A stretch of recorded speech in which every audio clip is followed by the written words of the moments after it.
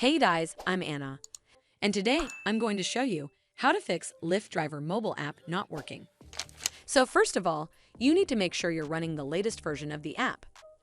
Open up App Store on your device, and then tap on this search icon in the bottom right corner. Then search for the Lyft Driver app. And if you see this update button right next to the app name, simply tap on it to make sure you're running the latest version of the app.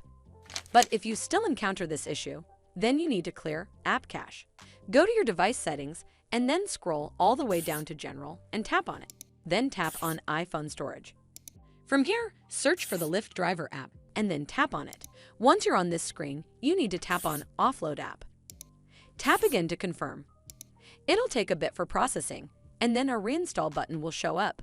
Simply tap on it to reinstall the app. This should fix the issue, but if it doesn't, then you need to completely reinstall the app. Follow the on-screen instructions to navigate all the way to the app page. Once you're on this screen, tap on Delete App to uninstall the app from your device. Once uninstalled, you need to open up App Store and then search for the Lyft Driver app right over here in the search bar, and then click on this Get button to install it back on your device. Hopefully this will fix the issue, and if it did, then make sure you give this video a super thanks by clicking on this heart icon to help support the channel, and don't forget to hit that subscribe button. We'll see you in the next one.